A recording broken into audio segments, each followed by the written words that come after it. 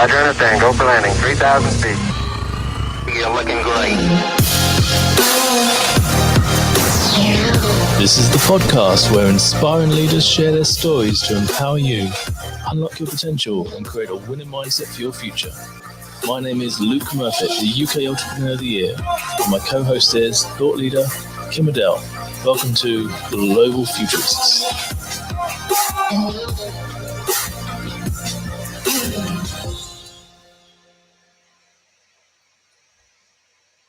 Hello and welcome to Global Futurists. My name is Luke Murfitt. And I'm Kim Adele. Hi. And we have a wonderful guest and VIP today. Her name is Adrianne Carter. Hi, welcome. Hello, thanks for having me. Hi, lovely to see you, Adrianne. Adrianne Carter is known as the Faith Whisperer, and Kim Adele, maybe you can tell us some more.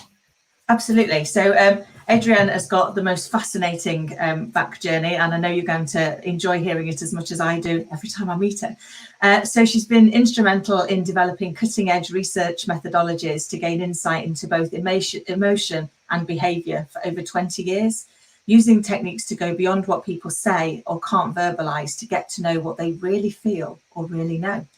She's used it to help brands, marketeers, HR and others to uncover the truth. Having worked for global brands such as Coca Cola, L'Oreal, Disney, Unilever, the Samaritans, she delivers guest lectures on consumer psychology and has seen her work in over 20 different countries.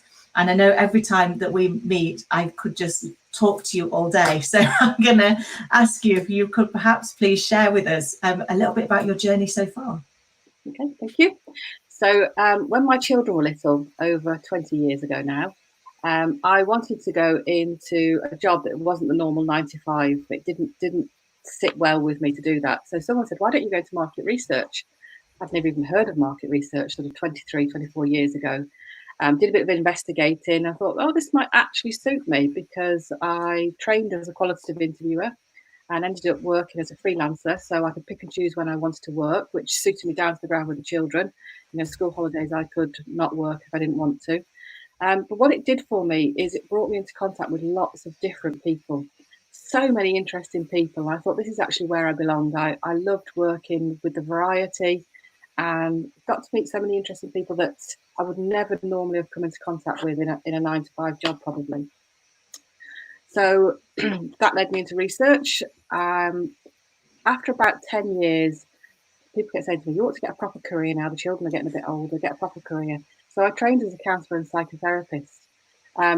During that training, I've never actually worked as a counsellor and psychotherapist. I am fully trained. But during that training, I was introduced to someone who's got a small market research business. And I've got some ideas about how we could make market research better, you know, helping people to really open up with the counselling skills that I'd now got. I had ways and means of helping people to say how they really felt and what they really meant rather than the normal boring answer of I don't know or just picking an answer out of the air. So we tried that and grew the company from 4 people to 20 people and worked globally with the global brands that you mentioned in the introduction, Kim Adele. And it's been fascinating. During that time, I sort of developed my skills in understanding people. And one of the things I came across was the face and how to understand how people really feel and what they show on their face, facial expressions. So 10 years ago, I went to America and studied at the University of California with Dr. Erica Rosenberg and studied the anatomy of the face and the muscle movements and how those 43 muscles in the face can make over 16,500 different facial expressions. Of those 16,500, 3,500 are directly linked to emotion. So what that means is sometimes we show more emotion on our face than we actually say, because in the English language, we use about 100 words to describe how we feel about something in day-to-day life. So sometimes the face says a whole lot more than the words we actually say. So that's been the last 10 years. 5 years ago, I left my very well-paid, secure job as general manager of a global research company to start my own business. Ended up doing research for the next few years after that, which wasn't the plan at all. And then 2 years ago, decided, right, this is it. No more market research. I really want to do something different. And although I do the odd project still for some of my clients, it is very much the odd project. I'm now working as a consultant.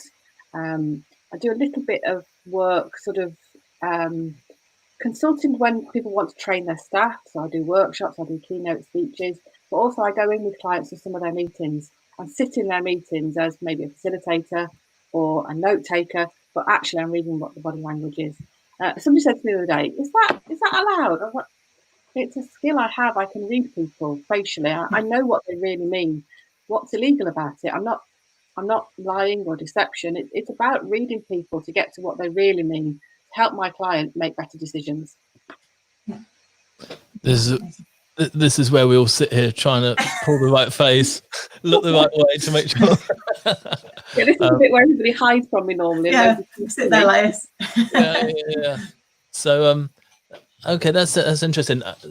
As we're talking about just now, obviously, I mean, I from a personal point of view, with Parkinson's, find it affects my face and the way I can express myself, and just depends on how awake or tired I am, or different times of day or whatever. You know, obviously I can be a bit sort of, my face doesn't express the way I'm feeling, and it can be quite awkward if people can't read you. If they think, you know, if they're relying on certain normal sort of throwbacks to give them communicate, and they can't use those. I think we all, a lot of us, not yours, Luke, but a lot of us take the face for granted and the information that we gain from other people's faces. And one of my jobs, I feel, is to make people pay more attention to that, because if we just become more aware, I know when Kim and I have chatted, you just become more aware of the faces around you. And that's my job, really, because we've all got this skill naturally and inherently. Most people have got it, that they can read other people's faces if possible. But we don't always pay attention. And I think that's one of the biggest things I would say to people is just pay more attention. You'll be surprised at what you see. Yeah, sure. No, absolutely. I know when we had our first in detail chat about it, it's been fascinating. The amount you just get into just wanting to be able to like look at everything, don't you? And we were saying earlier, you know, the current challenge of people having to work remotely, and that it's a great way of being able to check in on how somebody's really feeling when you're on a Zoom call or something, to just see if they might need a little bit of extra help and support. Yeah, in these times, the faces become so much more important because it's all we've got. Yeah. Sure. Yeah, and that's why I think Zoom has become so dominant in the last few days, weeks, compared to phone calls, because you really do have that extra opportunity to communicate, not just through face and not just through voice, and obviously volumes of voice and tones, but also you can read their body language as well to a degree, and at least try and get a sense of, you know, if they're looking away and talking to them, perhaps they're not so interested or something. I don't know. Well, I tell you, just quickly before we go into all the serious stuff, why don't you give us a few little visuals which mean certain things, just a few take homes that we can. Okay, so there are 7 universal facial expressions, of which there are anger, fear, disgust, contempt, surprise, happiness, and sadness. Now, I always say to people, if they say, you know, give me a hint and a tip about what should I be looking for. Yeah. For me, the key ones to look for are whether someone is genuinely happy or it's a posed or fake smile. So this would be a posed smile. I'll take my glasses so you can see. A posed smile would be this. So okay. Looking at the top half of the face. A genuine smile is this, where all my eyes are included. And if the person you're talking to is not showing you a genuine smile, they're being polite and they don't really like what you're talking about. So what I would say to that at that point is, you know, is there anything else you'd like me to talk about? Is there anything else you'd like to know? Is there anything more I can give you to work with this, make it better for you? Because you've understood that they aren't totally engaged. So I think that's a really key one to look out for. The other one is fear. So a lot of people do this when they're feeling anxious or nervous. Okay. Bite their lips. So that often happens when priced. If someone can't afford it, you'll often see that happen. So there's a couple. Do you want any more? Or is that also, what about there's a couple of when you know someone's lying, they look down to the left or right, is it? So that's something from NLP. Now, I have studied NLP. Now, there's a lot of research that says that there's no basis in that. Now, what my personal opinion is, after analysing thousands and thousands of people, is there is something about the way people look. They definitely look to different areas of the you know, when they move the head. But as for a definitive sign that someone's lying, I don't think that's the case. Normally, when someone is saying something they don't fully believe, one of the things, this is not a definitive, but it is one of the signs that I would look for, is they do this. You might just see a quick flick of this when they say something they don't fully believe. So that's the closest I would go to say that someone is not telling the full truth. Does that mean a rabbit is never telling the truth? Yeah, absolutely. Always lying. Always. Just can't trust those rabbits. No, especially Roger Rabbit and all that lot. Okay, that's interesting. Yeah, maybe we'll get a few more little ones like that in a minute. Okay. Good. Well, so I guess a question for me to you would be sort of what hurdles have you faced? Excuse the pun. And how have you overcome them? So one of the biggest hurdles when I left my well-paying job and started my own business, my plan was to do everything to do with the face and just see where it took me. And I got sucked back into research because I was well known. I did a good job for my clients. So I found that a real hurdle actually, because it was well paid. And actually going to the area I wanted to go into I was starting from scratch with a subject matter that not everybody gets, and not everybody gets how important it is. So that was a real hurdle for me. And for 3 years, I felt the frustration. I paid well, but felt the frustration of actually, this isn't what I left to do. But the money was there. So I had to make a really hard decision sort of 2 years ago that I'm starting from scratch. This is a brand new sort of industry and a way of life for me, and not just to take the money. So at the start of the year 2 years ago, I turned down a $100,000 project.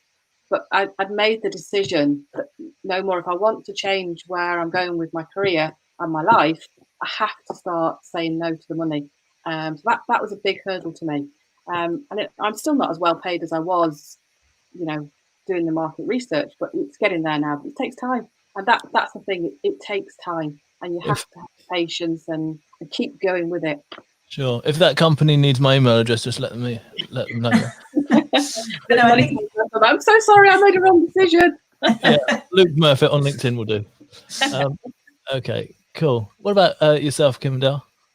So I was just going to say, it is hard, isn't it, when you decide you're going to give something up, and I did similar. So I left my well-paid job and set up on my own, and then immediately panicked and took an interim role because you were like, oh well, it's money and it's coming in, and it's hard to take that leap of faith, isn't it? But somebody once said to me, unless you jump, you won't know if your parachute's going to open. But if you don't jump, you're guaranteed it won't. Well, that's which right. I kind of quite liked. So having, obviously you took the leap and your parachute is opening, which is fantastic. When you look back over your journey to where you are now, is there anything that you would have done differently? Probably made the decision to go out on my own, doing what I'm doing now, because I absolutely love what I do now.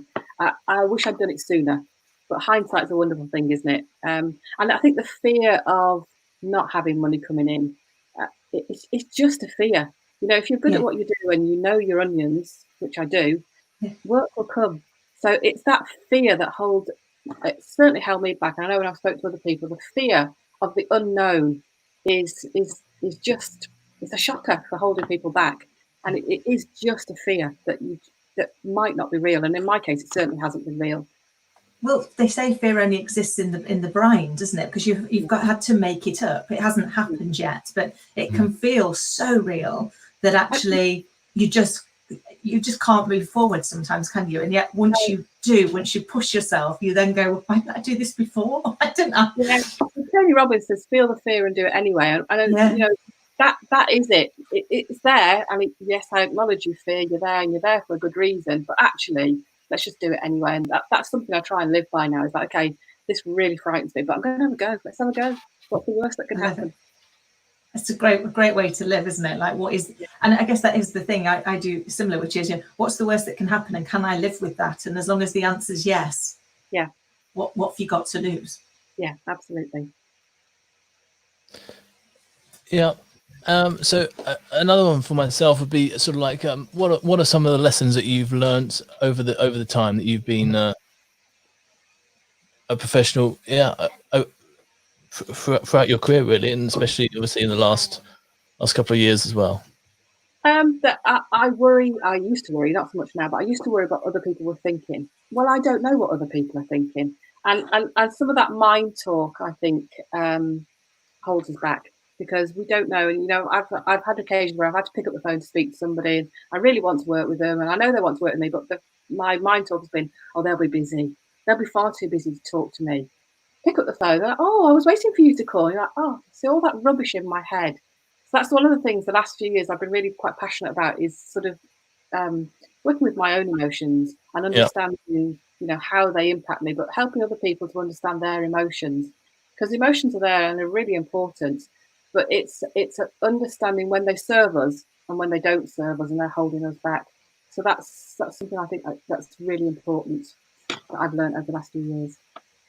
No, that is great advice, because I think that is one of life's challenges, isn't it? I mean, we love a label, and dependent on the label that we use depends often on how we then show up in the world. It's like, if we said right now we're either safe at home or stuck at home, it's only one word difference, but it has such an impact on how you're going to feel dependent on which one of those you choose, isn't it? Yeah, absolutely. It's about framing. When I do the consumer psychology stuff, it's about how you frame things, and that applies to ourselves. How do we frame things? We frame things for our clients, we frame things for our family, we frame everything we do in our life. But how do we frame excuse me, how do we frame what's going on in our own heads? And I think that's really important as a business owner. Yeah.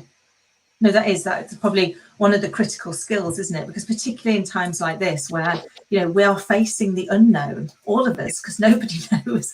Nobody's been in this situation before. So actually, learning how we frame for ourselves is probably one of the most critical skills. Is there any top tips that you've found that work for you or for your clients that help them in that reframing?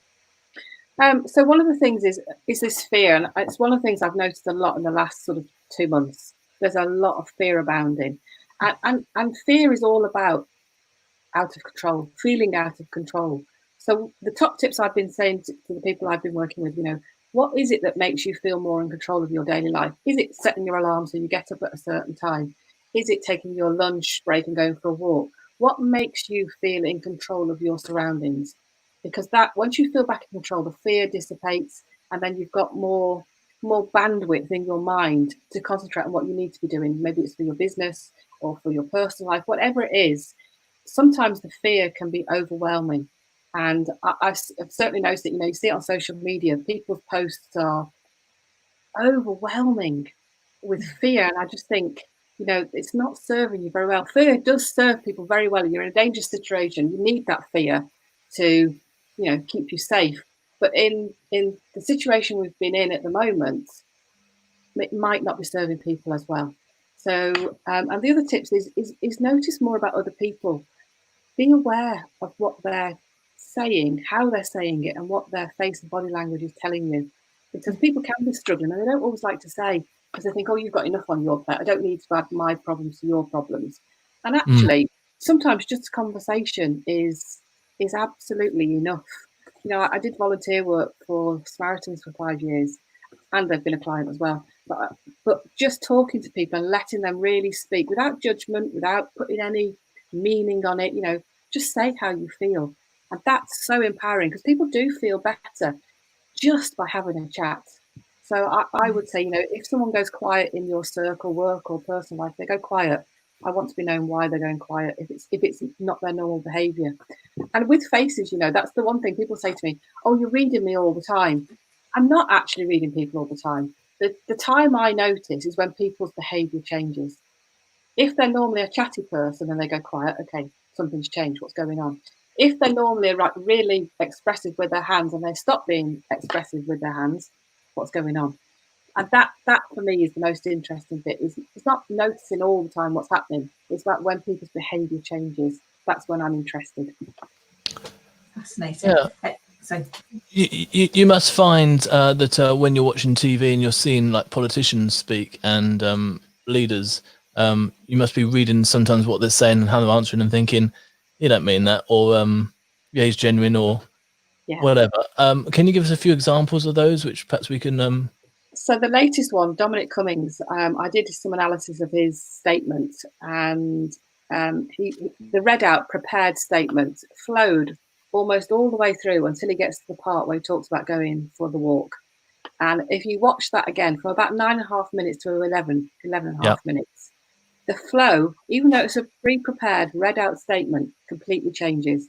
So again, this is what I just said to you. It's when people's behaviour changes. He doesn't feel comfortable about that bit. That's the bit he knows is on the most shaky ground. And even though it's prepared and read out, the body language, the facial expressions still leak, what's going on. So I was asked by ITV this morning to analyse Boris Johnson's statement, when he came back after suffering from coronavirus. And he said, he used the word love in that, didn't he? Yeah. And what they didn't actually use the clip because there was nothing negative to say really about it, and people want negative news. They're looking to catch people out. Oh. There was nothing to catch him out really. He came across as genuine. I think he'd been coached in how to put the statement across, but he came across as genuine, and we all bought into that, and it was authentic. The reason why Dominic Cummings and Prince Andrew's statement as well failed so badly is because they didn't come across as genuine, because maybe they weren't genuine. When we are feeling something and we are giving a statement, it should flow, it should be easy, like the conversation we're having now. It's easy. When we're not comfortable, or we feel stressed about some of the details, or we're not telling the entire truth, it doesn't flow. I find an interesting one to be Tony Blair, for example. He was quite an amazing sort of orator, wasn't he? That's what really made him, I think. And he if it wasn't natural, he made it natural, and he made these power moves, and where he throws words across and everything else. And I used to find that very interesting watching him. Yeah. And another one, like him or loathe him, it would be Donald Trump. He seems to have quite a control over what he does.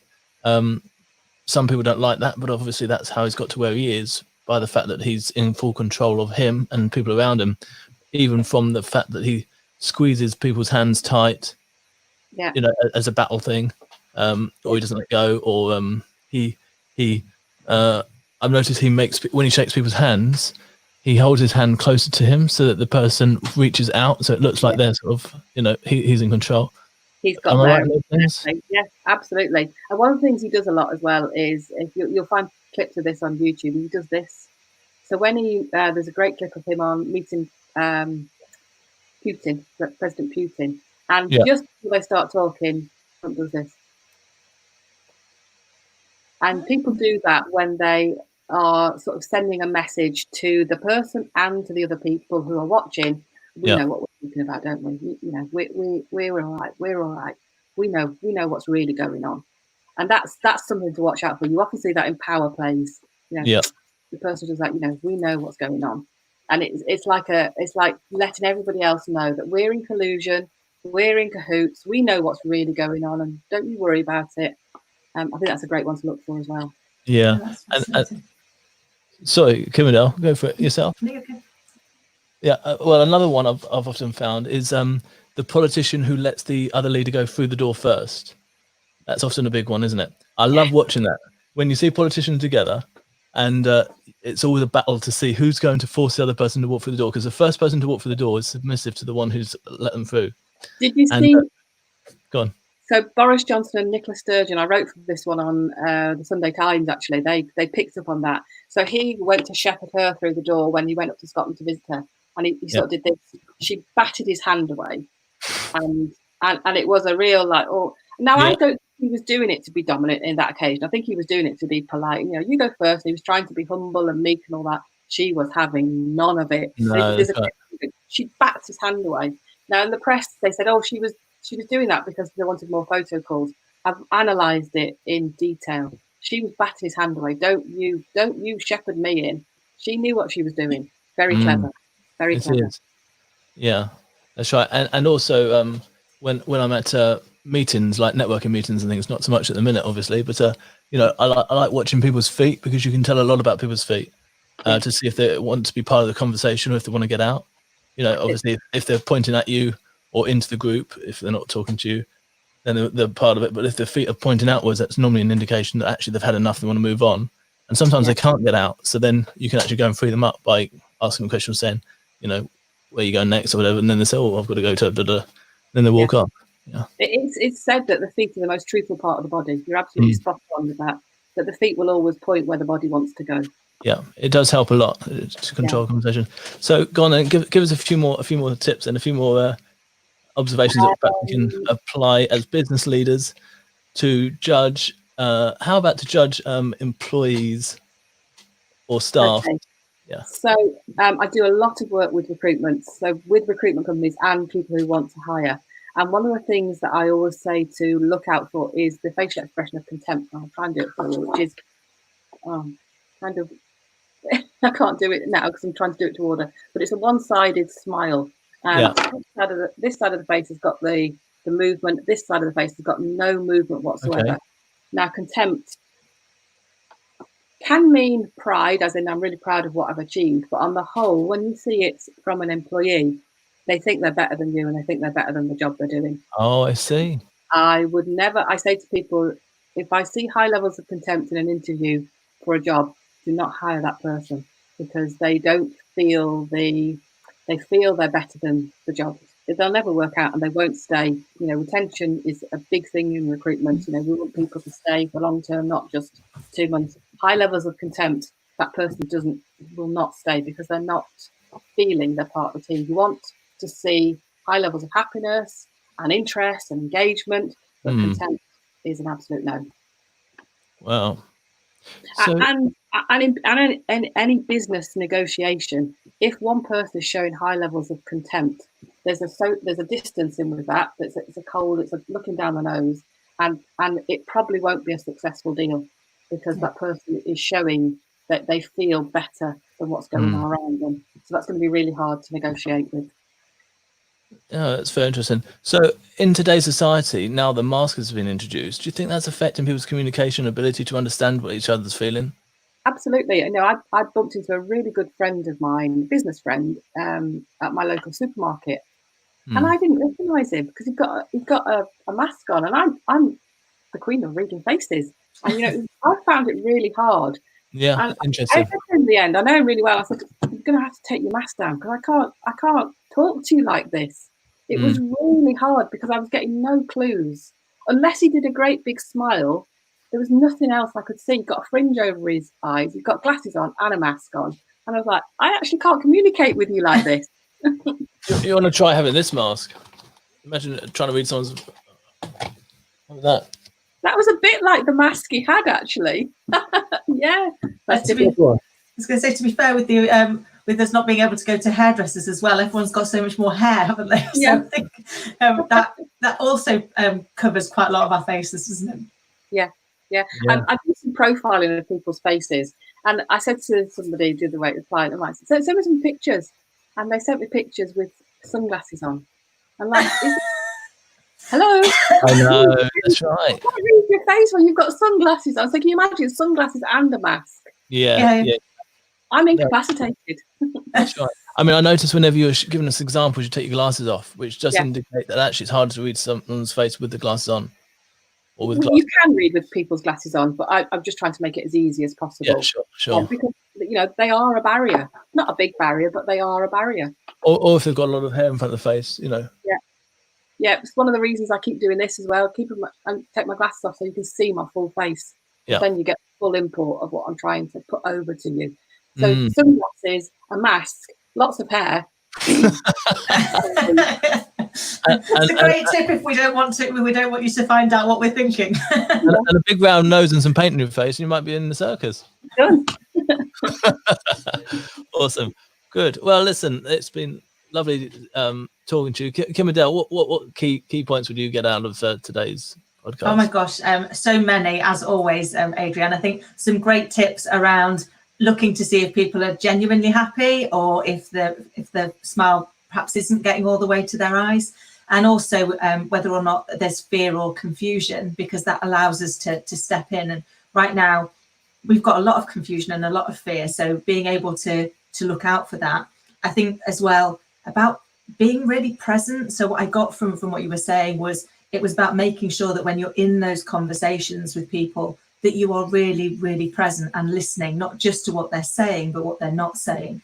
So looking out for any bits of their behaviour that's changed. When I always have a phrase that when your lips and hips don't match, so what I'm saying and what I'm doing don't quite mirror, that probably is an opportunity for us to go and just ask a few more questions and seek to understand people. Because I think from what you were, what you were saying and the work that you did with the Samaritans and things, people, we're social animals. We all want to be understood. And actually, when we feel a lack of understanding, that can really cause us to be fearful and feel disconnected. And I think, that's a great opportunity for us to really dig in there and try and, I guess, be more understanding and more present. But I could literally chat to you all day. It's always fascinating. Absolutely. And Adrianne, have you got any final thought for yourself that you'd like to get across to people? So my big thing is pay more attention. Yeah. Just become aware of what information are giving you and what the information you give out as well. We're all giving out information all the time. We are communicating. Even when we're just sat here, we're communicating something. So be aware of what you're giving out, but also be aware of what other people are giving to you. Because that way we get better communications. And I think if we just become aware of other people, we get rid of so many miscommunications, which causes problems. Fantastic. That is awesome. And is there anywhere we can find you on YouTube or anything like that where people can see sort of the things that you've done? Where would we find you? So I've got a YouTube channel, which is Adrianne Carter, the Face Whisperer. My website is adriannecarter.com, and I'm on LinkedIn. I'm on Facebook. My business page is Adrianne Carter Limited, and Instagram, Adrianne Carter. So wherever you see my name, put my name in, I'll pop up somewhere. Yeah, and I'm sure we'll get them into the notes of the podcast and Apple Podcasts and YouTube as well. We'll get them all across there. Well, it's been an absolute pleasure, isn't it? And it's thank you so much for your time. And I'm sure people will reach out to you on LinkedIn and things. And we look forward to obviously seeing more of you on YouTube and things. And Kim Adele, thank you. And we've all done. It's been fascinating, hasn't it? Yeah, no, it's been a fascinating chat. I always learn so much, and I will now be going and paying even more attention in Zoom calls for the rest of the day. But thank you, it's been a delight. Awesome. Thank you. Thanks for having me. Good. Well, thank you so much, everybody, for listening, for watching. Do tell as many people as you can. Share on your LinkedIn and things. And until next week, we ask you to have a great week and stay safe. This is Luke Murfitt, Kim Adele, Adrianne Carter on Global Futurist. Thank you.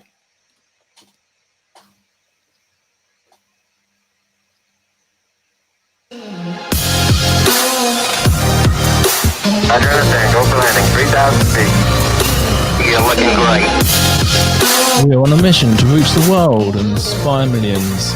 We invite you to join us in 3 simple ways. Like the show and subscribe to the YouTube channel. Leave 5 stars on the Apple Podcast. Share this on social media. We look forward to you joining us next week. Welcome to Global Futurists.